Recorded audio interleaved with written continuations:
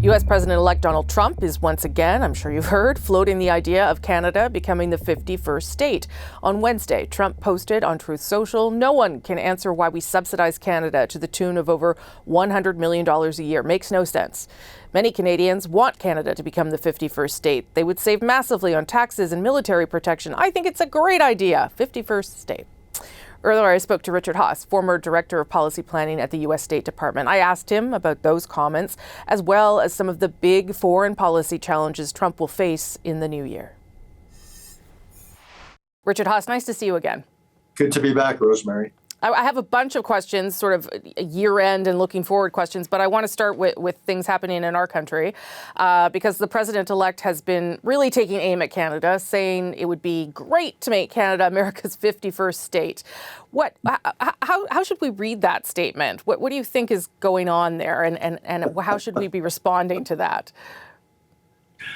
One, I haven't the slightest idea about what motivated it, but I expect it's sometimes fun to have fun at your collective expense. Mm-hmm. He cares a lot about trade imbalances. He always have, no matter how often economists tell him bilateral trade imbalances are not meaningful. He disagrees.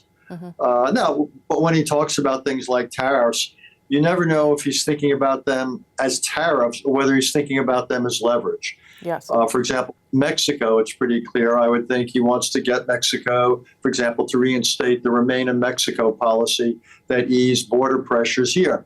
So I think, for Canada, people are going to have to figure out whether talk of tariffs is as an end in itself or as a means to an end. And then Canada's going to have to decide whether it's prepared to give way, or secondly, whether it wants to fight fire with fire, whether you want to essentially push back, and that's your decision.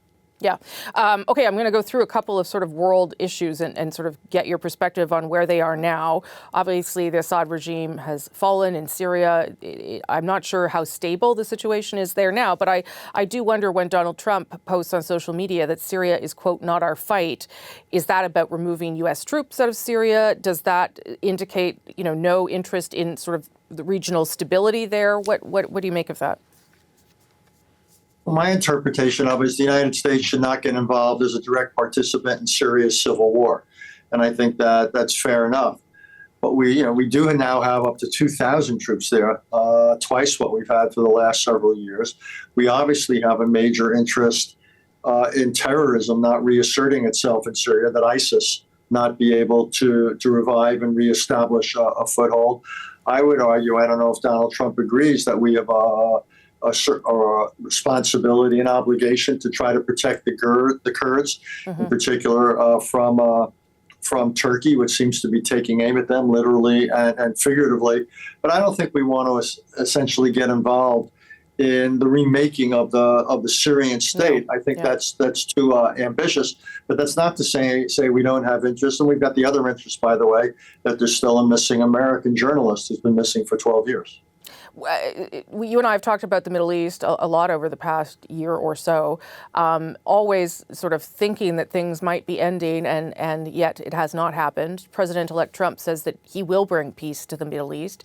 Do you think that there is an opportunity here when he enters the White House? Well, I actually think there are some opportunities. I think there's an opportunity between the United States and Iran.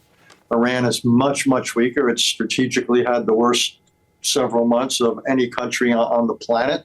And the real question is whether using the threat of force and the reality of diplomacy, we can push Iran to put a ceiling on its nuclear program and to stop its arms-supported proxies. So I think that's certainly something a Trump administration ought to explore.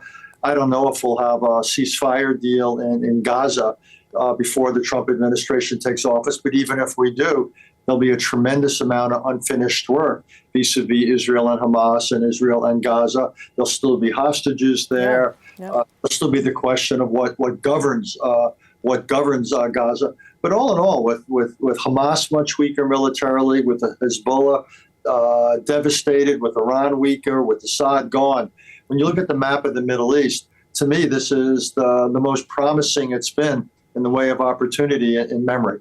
Interesting. And does Trump have the wherewithal to know how to take advantage of that and accomplish some of the things you're talking about?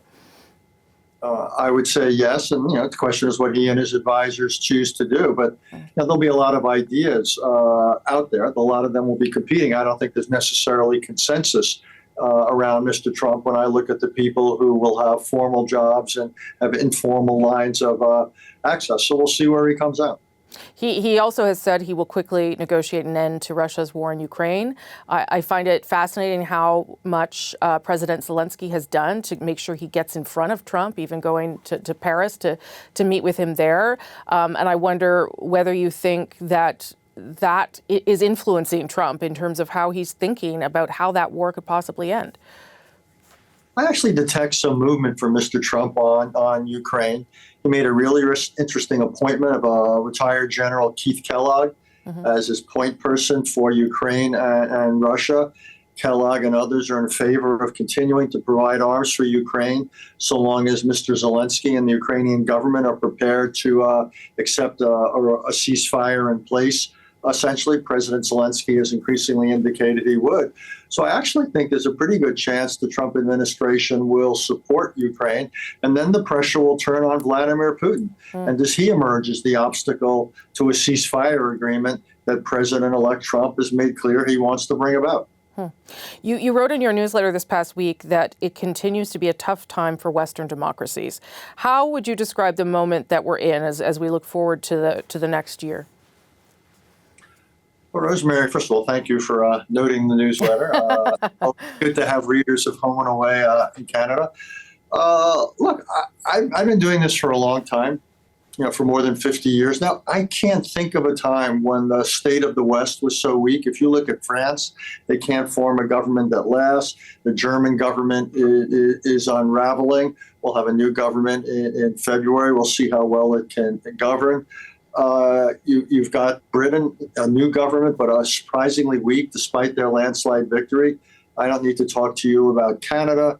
South Korea has had to deal with the martial law move, and now you've got a prime minister essentially as the interim leader. Japan has a new prime minister. We'll see if he can gain traction. And then there's us with all the uncertainty, not simply with this transition, but about how a Trump administration will operate. So if you look at the state of the West, it's hard to come away and be at all sanguine. So should we be pessimistic about the year ahead then, given those realities?